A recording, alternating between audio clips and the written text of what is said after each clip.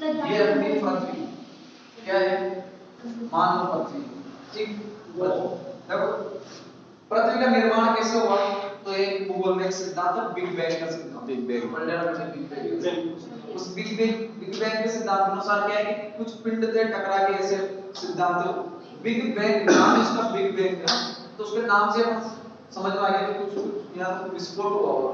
तो उसमें यही है बिग बैंग के सिद्धांत में कि जो पिंड थे है ना, उनका पिंड वगैरह से जो वो क्या थे, पिंड टकराए आपस में, और टकराने के बाद में कुछ अलग अलग फट गए, यानी जो टुकड़े थे वो कुछ तो गर्म रह गए और कुछ शांत रह गए, है ना, या शांत मतलब ठंड हो गए। तो ये जो पृथ्वी है उन्हीं पिंडों में से एक पिंड है, हाँ ठीक, ये तो क्लियर हो गया आकाशीय पिंड। अब ये जो पिंड है ये इसको तो पृथ्वी दे दिया, ऐसे कुल कितने हैं, 8, कुल 8 बताए जाते हैं जिनको अपन सौर मंडल में काउंटिंग करते हैं। कुल सौर मंडल में कितने हैं, 8, तो उनमें भी बांट दिए, कुछ ग्रह हैं, कुछ क्षुद्र ग्रह हैं, कुछ तारे हैं, तो ऐसे बांट दिए। तो ये सब बिग बैंग के सिद्धांत के अनुसार उन्होंने बांटा है। तो अपन को मतलब अपनी पृथ्वी से, सो ये जो पृथ्वी है इसमें अपन को 8 डिसाइड करना है, अक्षांश और देशांतर। तो देखो सबसे पहले अगर समझ में आ गया तो अपन एक एक समय भी निकाल सकेंगे अपन किस जगह, अगर अपन को देशांतर और अक्षांश याद हो गए, एक एक समय एक एक सेकंड भी निकाल लेते हैं। देखो कैसे, ये याद रखना है कि हमेशा खड़ी रेखाओं को याद रखना है क्या, अक्षांश, अक्षांश क्या रखना है, अक्षांश, यानी कि खड़ी रेखाएं क्या कहलाती है, अक्षांश, जबकि आड़ी रेखाएं क्या कहलाती है, देशांतर। गलत, ये जो कहलाएगी खड़ी रेखाएं देशांतर, मतलब अक्षांश से कैसे आड़ी, कंफ्यूज इसलिए कर रहा हूं कि कोई तो होगा जो मुझे टोके, लेकिन आपने टोका, कोई बात नहीं, अच्छा आगे भी करूंगा मैं अगर, है ना। ये होती है अक्षांश, अक्षांश, ठीक है, सुनना भाई देवेंद्र, ठीक है। ये देशांतर रेखाएं हमेशा खड़ी रेखाएं होती है, जबकि आड़ी रेखाएं अक्षांश। अब नाम कैसे याद रखना है, कंफ्यूज होती है, ऐसा आड़ी, ऐसा आड़ी, ठीक है, देशांतर खड़ी, ठीक है, ऐसा आड़ी अक्षांश, क्लियर। चलो देखो अक्षांश रेखाएं होती है, तो अक्षांश रेखाएं आड़ी होती है, यानी कि ये अक्षांश ले लिया हमने तो नहीं, अब ले तो लिया लेकिन आपने कोई डिसाइड नहीं, यानी कि ये फिक्स नहीं है कि किस पे स्थित है, 1 नंबर पे 2 नंबर पे, ये फिक्स नहीं। ऐसे तो अपन यहाँ भी ठीक है, यहाँ भी ठीक है, लेकिन अपन को नंबर डिसाइड करना चाहिए। तो अपन शुरुआत में कहां से स्टार्ट करते हैं, 0 से करते हैं, हमेशा शून्य से, तो 0 से करते थे। अब ये तो हमने 0 डिग्री मान लेते हैं, डिग्री से नाम कर लेते, चलो 0 डिग्री, लेकिन इसका नाम क्या है, नाम भी होना चाहिए। तो ये देखो भूमि को, या ये भूमि की पृथ्वी, तो भूमि को क्या है, 2 भागों में बांट दी, यानी कि भूमध्य, भूमि के मध्य, तो इसका नाम क्या हो गया, भूमध्य रेखा। चलो भूमध्य रेखा हो गई, लेकिन इसी का ही नाम मिलता है विषुवत रेखा, विषुवत भी इसी का नाम है और भूमध्य भी इसी का। चलो ये तो हमने डिसाइड कर लिया, एक रेखा यहीं से गुजरती है, ये भी 0 डिग्री से करेंगे हम, चलो ये 0 डिग्री, ठीक है, ये 0 डिग्री, इसका भी नामकरण करेंगे, तो इसका क्या है, बिल्कुल करेंगे। ये जो रेखा है 0 डिग्री से 0 डिग्री नाम, इसका नाम है ग्रीनविच, क्या है, ग्रीनविच। अब मुझे ग्रीनविच क्यों दिया, जारावाड़ी दे देते अपन, ग्रीनविच जरूरी। देखो जो इंग्लैंड में लंदन है, इंग्लैंड की राजधानी, वहां एक शहर है ग्रीनविच, उस ग्रीनविच से मानी है इस रेखा मान। अब ये रेखा आपको दिखेगी नहीं, आप यूं मत सोचना कि वहां जाकर देख लोगे ग्रीनविच, ये एक काल्पनिक रेखा है, सभी काल्पनिक रेखा है, ये जो सब अक्षांश और देशांतर रेखाएं ये सब काल्पनिक, जैसे अपने राजस्थान में कर्क रेखा गुजरती है बांसुरा, अब वहां जाके देखो तो वहां कर्क रेखा नहीं दिखेगी, वहां कोई बॉर्डर नहीं, केवल काल्पनिक है जो मान रखी, जैसे अपनी सीमा है झालावाड़ की सीमा। अब आप एमपी में जाते हो तो ऐसा थोड़ी भूमि तो वही एमपी में दिखेगी ना, वही ऐसा थोड़ी कि वहां एमपी और झालावाड़ के बीच में वहां कुछ दीवार खड़ी है, ऐसा कुछ नहीं। तो ये सब काल्पनिक रेखा है। चलो देखो तो ग्रीनविच नामकरण क्यों हुआ, क्योंकि ग्रीनविच शहर से काल्पनिक माना है इसको। चलो देखो ये जो देशांतर रेखाएं इनकी कुल संख्या है 360, कितनी है, 360, जबकि अक्षांश रेखाओं की संख्या है 181, कितनी है, 121, ये ध्यान रखना है। चलो अपने काम क्या आएगी, केवल देशांतर रेखाएं, क्या काम आएगी, देशांतर। क्यों काम आएगी, इस समय निर्धारण कौन सी रेखा करती है, देशांतर रेखा। कैसे करते हैं, देखो ये ग्रीनविच दे दिया हमने, इधर भूमध्य रेखा दे दिया, चलो नामकरण हो गया।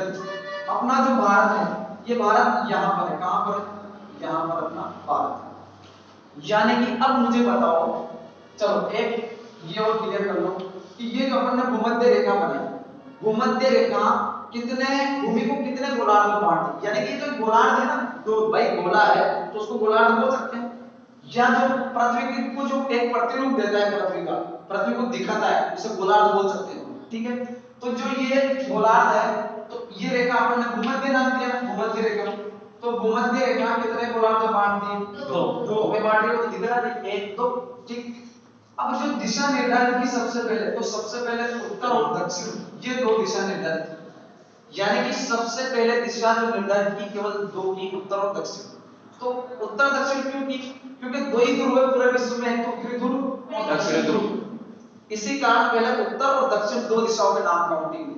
कभी आप देखो एक कंफ्यूजन हो चुका है, इधर आप पूर्व देखिए, आप पूर्व क्यों दिया, इधर सूर्य उदय होता है, ठीक, इधर पश्चिम, इधर अस्त होता है। अब जब भी तुम पढ़ोगे तब यही पढ़ोगे, चाहे स्थान यहाँ हो या यहाँ हो, कहीं भी रहो, हमेशा उत्तर दिशा का नाम पहला आएगा। कभी भी पढ़ने रहो उत्तर पूर्व आएगा, कभी भी यूं नहीं आएगा पूर्व उत्तर। कभी पढ़ाई क्या नहीं पढ़ोगे, मिलेगा ही नहीं। क्यों नहीं मिलेगा? क्योंकि जो मूल दिशा है या जो मान लो उत्पत्ति के आधार पर जो मेन है वो उत्तर और दक्षिणी। उत्तर और दक्षिण क्यों माने? क्योंकि ध्रुव कितने हैं? दो ही, उत्तरी ध्रुव और दक्षिण ध्रुव। कभी पढ़ा के किसी ने, कभी सुना के पूर्व ध्रुव पश्चिम ध्रुव नहीं। तो ये इस कारण सबसे पहले ये दिशा है। इसलिए चाहे स्थान यहाँ पर हो या इन दोनों के बीच में, तो भी उत्तर पश्चिम आएगा। यहाँ पर हो तो दक्षिण और पश्चिम आएगा, और यहाँ हो तो भी दक्षिण पूर्व आएगा, और यहाँ रहे तो भी दक्षिण पूर्व आएगा। ठीक है, यानी कि दिशा पहले किसका नाम आएगा? इन दोनों का आएगा। ये तो हो गया कंफर्म। तो ये जो भूमध्य रेखा है, ये गोलार्ध बांट रही दो ही बांट दिख रहा है। तो बताओ कौन कौन से गोलार्ध बांट रही? उत्तरी गोलार्ध, एक तो उत्तरी गोलार्ध है, दक्षिणी गोलार्ध, एक तो उत्तरी गोलार्ध और दक्षिणी गोलार्ध। यानी कि भारत भूमध्य रेखा से किस गोलार्ध में स्थित है? उत्तरी गोलार्ध में। कंफर्म, उत्तरी गोलार्ध। चलो देखो, ये एक और बना लेते हैं, ये ग्रीनविच रेखा होगी, ये होगी ग्रीनविच। देखो ग्रीनविच रेखा ये भी दो गोलार्ध बनाती तो दोनों दो है, लेकिन नाम अलग होगी। कैसे? क्योंकि इधर तो कौन सी दिशा होगी? पूर्व, और इधर होगी पश्चिम। यानी कि ये जो बनाती है तो एक तो पूर्वी गोलार्ध और एक पश्चिमी गोलार्ध। यानी कि ग्रीनविच रेखा जो दो गोलार्ध बनाती है, वो तो एक तो है पूर्वी और एक पश्चिमी गोलार्ध। और जबकि भूमध्य बनाती है वो कौन सा? एक उत्तरी गोलार्ध और एक दक्षिणी गोलार्ध। किसी को कोई टेंशन नो? चलो हो गया काम। यानी कि अब ग्रीनविच रेखा से भारत किस गोलार्ध में स्थित है? पूर्वी गोलार्ध में है। ग्रीनविच से तो पूर्वी में, जबकि भूमध्य से उत्तरी में। यही है ना, ग्रीनविच रेखा से उत्तर पूर्व, ग्रीनविच रेखा से तो पूर्वी गोलार्ध में, जबकि भूमध्य रेखा से उत्तरी गोलार्ध। यानी कि दोनों दिशाओं का मेन क्या दे देंगे अपन नाम? उत्तर पूर्व, उत्तरी पूर्वी गोलार्ध।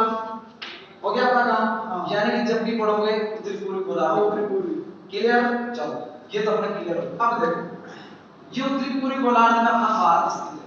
अब अपन करते हैं देशांतर की बात। देखो कैसे, ये जो है 0 डिग्री, ऐसे अपन ऊपर जाएंगे तो 0 1 2 3 4 ऐसे आएगा, काउंटिंग पाएगा ना।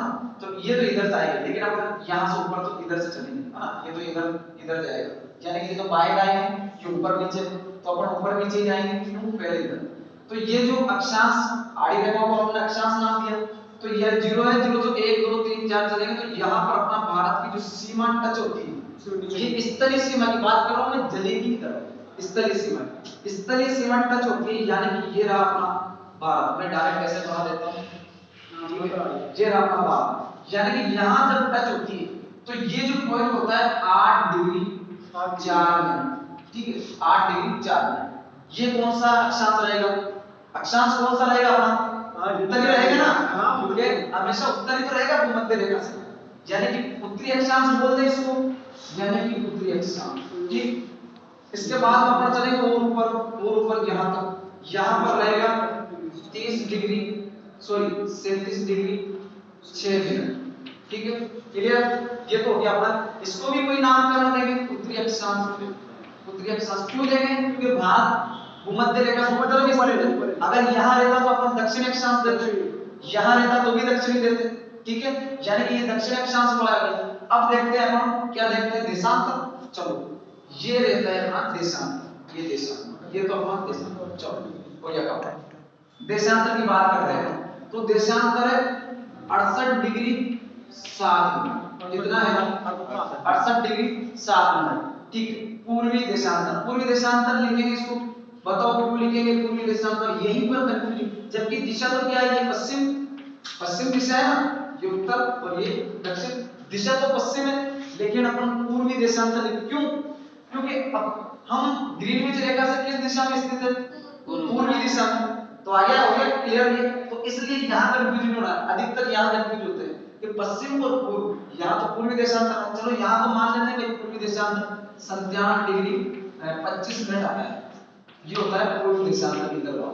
तो बहुत सारे ऐसे होते हैं कि इधर तो पूर्वी दिशा आई तो पूर्वी देशांतर हो गया, लेकिन इधर पश्चिम आए तो इधर पूर्वी हो। तो इस कारण हुआ, क्योंकि ग्रीनविच रेखा से भारत किस दिशा में है? यहाँ तक ग्रीनविच रेखा, और इससे कहां पर है? पूर्व में। तो यहाँ से कंफर्म है वो दिशा है, ठीक है। तो ये पूर्वी देशांतर हो गया, तो ये पूर्वी देशांतर। चलो अब देखो अपना समय विधान कैसे होता है। ये कितने हैं? 360, यानी कि कुल देशांतर रेखाओं की संख्या कितनी? 360। अब देखो ये जो बोला है, ये 360 रेखाएं, इसकी कितनी है? 360। अपन ने लिख रखा है ना 360, तो देखो 360 रेखाएं, तो इसकी 360 रेखाएं कितनी है? ये 360, ठीक है। जबकि ये अक्षांश वाली रेखाएं कितनी है? 181 रेखाएं, ये 181, ये 181, ठीक। ये हो गया अपना बोला, ये 181 रेखाएं कौन सी? अक्षांश वाली, जबकि देशांतर 360। अब देखो ये जो देशांतर है, ये देशांतर, ये इस देशांतर को सूर्य एक देशांतर को पार करने में समय लगाता है कितना? 4 मिनट। यानी कि एक देशांतर कब पार होता है? 4 मिनट होता है, तब एक देशांतर पार होता है। यानी कि सूर्य इस देशांतर से इस देशांतर में जाकर 4 मिनट का समय लगता है। चलो अब बताओ 24 घंटे कैसे? तो कैसे बढ़ेंगे? इसमें कितने का भाग गुणा करोगे आप? 111 से नहीं, 111 से क्यों करेंगे? ये देखो तू जो बता रहा है 111 वो भी कंफर्म कर लेते हैं। ये जो दूरी है, अपन ने तो समय देखा कि एक देशांतर से दूसरे देशांतर को पार करने में कितना समय लगता है? 4 मिनट। जबकि इसकी जो दूरी है, वो दूरी जो है, दूरी है कुल 111.32 किलोमीटर। यानी कि एक देशांतर के जो दूरी है, बीच की दूरी है, वो कितनी है? 111.32। यही अक्षांश वाला में है, अक्षांश वाला में 111.13 किलोमीटर, 111.13। कहीं जगह 111 मिलते हैं, कोई दिक्कत नहीं, 13 तो नॉर्मल बात। ये देखिए जब 360 है, 360 को आप गुणा करो 4 से करो गुणा, 6 24 4 2 3 12 14 144 1440 1440, ठीक है। ये हो गया 1440 मिनट हो। ये क्या है अपने? मिनट है, क्योंकि अपन क्या देख रहे हैं? एक देशांतर को पार करने में कितना लगता है? 4 मिनट। यानी कि अपन ने 4 से गुणा किया तो सारे देशांतरों का मिनट आ गए, मिनट आ गए। अब 1 मिनट में कितने सेकंड होते हैं? 60, और 1 घंटे में कितने होते हैं? 60 मिनट। यानी कि अब इनको घंटे में बनाएंगे अपन 1440, ये तो मिनट है, इनको घंटे में बनाएंगे, 60 का भाग देंगे, क्लियर? 60 का भाग दे लो, और ये भाग दो, कितनी बार जाएगा? कितनी बार जाएगा? अरे भाग दो ना, 6 2 12 24 बार। यानी कि कुल समय कितना लगता है? 24 घंटे, क्लियर? यानी कि 24 घंटे में दिन रात बनते हैं। आ गया अपने पास, यानी कि ये आ गया अपने 24 घंटे। आगे समझ में कोई दिक्कत? यानी कि ये कुल देशांतर है 360 और 360 जो देशांतर है, यानी कि एक देशांतर को सूर्य जब पार करता है 4 मिनट का समय लगता है। दूरी कितनी है? 111.32 किलोमीटर। अब आप हर चीज की परिधि सब कुछ निकाल सकते हो, आपको देशांतर याद कैसे? अब जैसे मान लो अपने भारत के देशांतर कौन कौन से? इधर जो है 68 डिग्री 7 मिनट, और इधर 97 डिग्री 25। हमेशा बड़े में से छोटा ही घटेगा, ये तो क्लियर है, छोटे में से बड़ा जाएगा ही। तो 97 डिग्री 25 मिनट, इसमें से घटाओ कितने? 68 डिग्री 7 मिनट, 07 लिखेंगे अपन यहाँ गलत से किया। अब घटाओ, इसमें से कितना आएंगे? 25 में से 7 गए कितने बचे? 18। चलो ये 18 बच गए, ठीक। इधर घटाओ, इधर 17 में से 8 गए तो कितने बचे? 9। और इधर 8 में से 6 गए तो 2, यानी कि 29.18। अब इसको अपन क्या करेंगे? वही 4 से गुणा करेंगे, 4 से गुणा करना पड़ेगा, यानी कि 29.18। अगर इसको अपन गुणा करते हैं तो करो 4 से गुणा, 8 चौक 32 का 2, आज से लाए 3 4 4 3 7, यानी कि 72 क्या है? सेकंड है ना, सेकंड है। चलो अब 4 को इससे करो 9 चौक 54 का 4 और 8 8 5 13 8 5 13 134। अब देखो ये तो क्या है मिनट 134, ठीक है मिनट 135 मिनट 12 सेकंड। ठीक है, और इसमें सेकंड आए तो इसको मिनट में बदलोगे ना, 135 मिनट 12 सेकंड 135 मिनट 12 सेकंड और 12 सेकंड। चलो अब इसको अपन क्या करेंगे 60 का भाग देंगे इसमें, यही है ना 60 का भाग घंटे में बढ़ाएंगे ना, तो 60 बढ़ाओ घंटे में 2 घंटे 15 मिनट 12 सेकंड। नहीं अपन ने पूरा गड़बड़ कर लिया। हाँ वहाँ पे वो 154 54 कहाँ से आया?